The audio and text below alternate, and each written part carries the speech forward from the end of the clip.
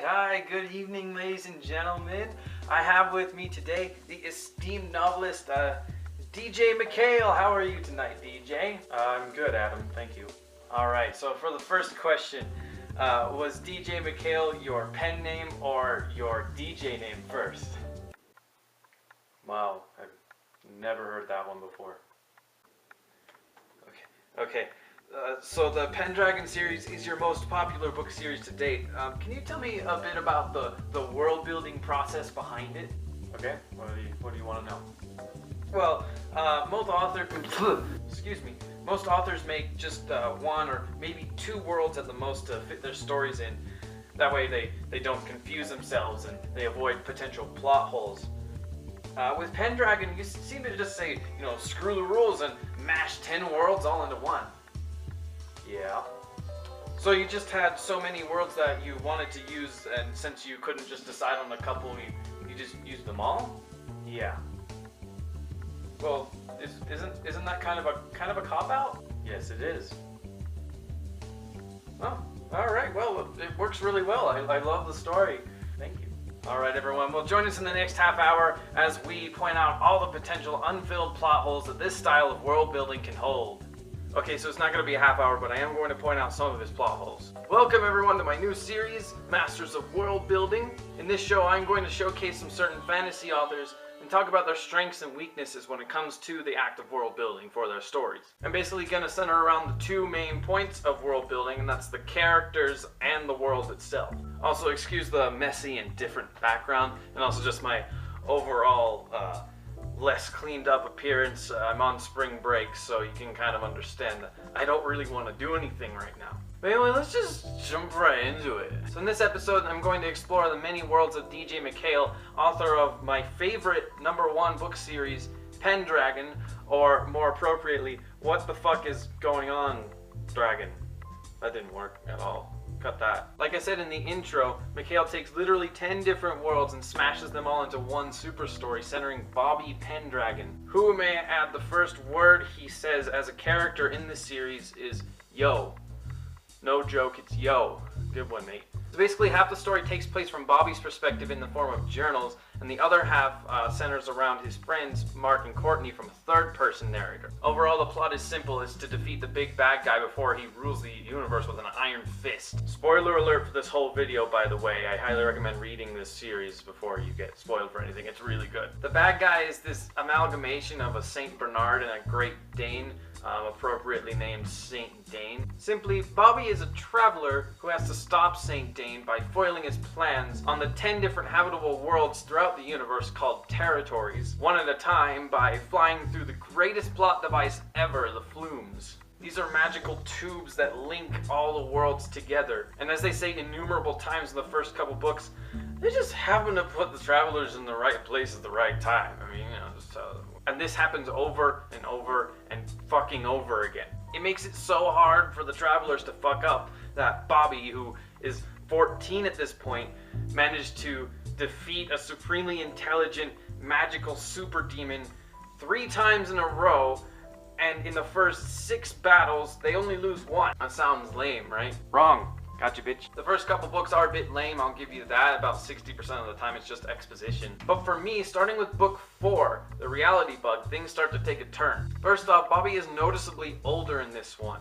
He starts to make better decisions and is able to do a lot more things without the luck of God on his side. God isn't a character, it's just a euphemism there. Also, it's the first territory they lose, which is unprecedented throughout the story, and it starts to make the whole thing feel a lot more real. From then on, the stakes just feel higher, and the risks and rewards just feel a bit more gratifying. Not to mention, throughout the whole series, you grow with Bobby. Or at least I did. I started the series when I was a mere 9 years old, and I finished it when I was 14. Bobby starts his journey when he's 14, and he actually ends it when he's 18 years old. So by picking up the series, you're receiving the life of an adolescent boy who becomes a man, and you get to see it all happen throughout these books. So let's talk about the characters a bit, shall we? Bobby's growth in the series is definitely one of the best parts about it. He starts, as most protagonists do, a scared, confused kid who just had his first kiss and said yo to his love interest. And one motorcycle ride later, he's thrust into fear and pain that'll last the rest of his boyhood. Then a few books and years later, He emerges a fearless,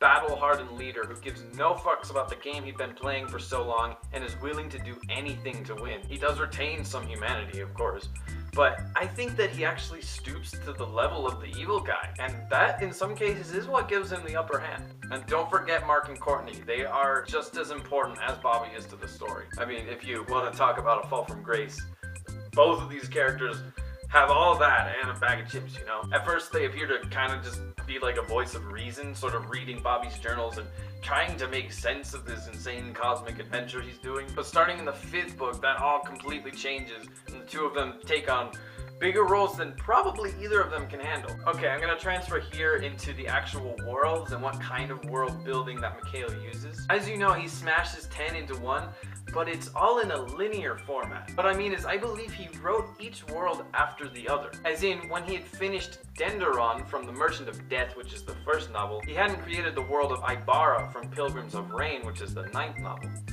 Not pictured here. It's awesome to have so many worlds.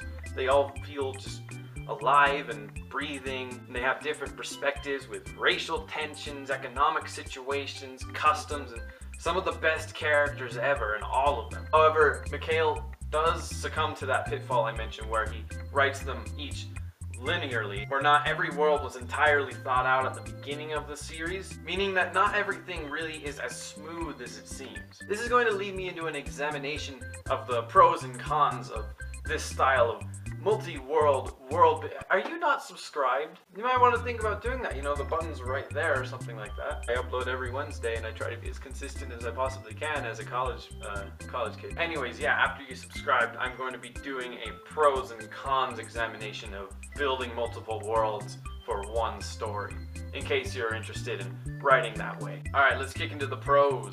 You can, in theory, make as many worlds as you want with this style, if you like that sort of thing. World building is my personal forte, so I definitely understand the pull of being able to create so many worlds and filling it with all the little details and nuances.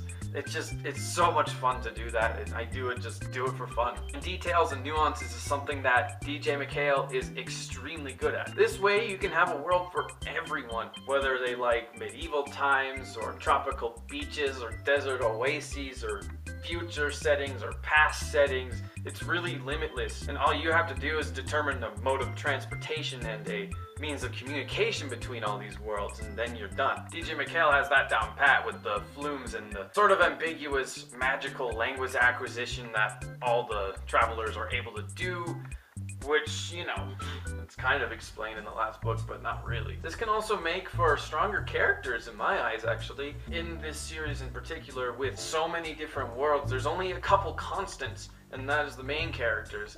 And it just shows them being able to adapt to so many situations after situations, and overall I think it could make them stronger, especially if they're well written, which in the Pendragon series they definitely are. Alright, now for the cons. The more worlds there are, the less energy you will be able to put into the details of each one. Inevitably, some things will fall flat, and some things do fall flat in this series too. Each world MacHale makes has incredible similarities to the next one, and usually the issues boil down to either racial tensions or ethics involving technology. There's also that linear format I was talking about. There are some huge, and I mean huge, plot points that come in later in the series that could have absolutely been introduced in the 1st book.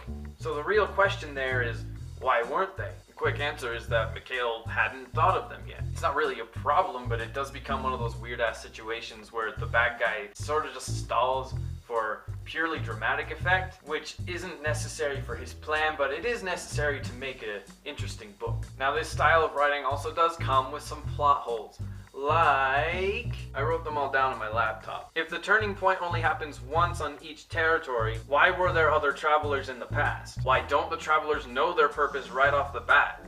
They definitely have the capacity to do so, and it would make things a hell of a lot easier for them. Why is this generation of travelers the last one? They can become evil, as we see, so it's totally possible for a second Saint Dane to come about. Why can't Bobby travel back in time?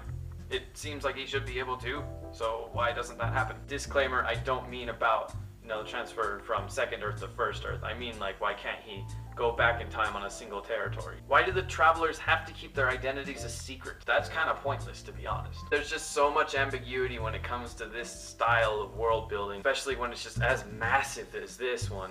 So just be careful when you do it. In all, I think that MacHale does make this series as cohesive as possible, especially when it's so big. And again, I highly, highly recommend the series. It's my favorite fantasy series, maybe outside of, I don't know, fucking Lord of the Rings or something like that. It really just makes readers feel a huge sense of accomplishment and victory after reading through Bobby's entire story. And the ending makes you, it makes you feel nostalgic as all hell. Like, seriously, it's so good. When you finish the books, you might want to instantly read them all again because of how powerful the ending is. Lastly, just a word of advice for anyone who wants to make a world that has multiple worlds in it like this. Figure out every aspect of every world first, and then figure out how they can interact with each other throughout the story. If you've ever wondered why the last book in a series is usually the longest, it's because the author wanted to get the first books published as soon as he could.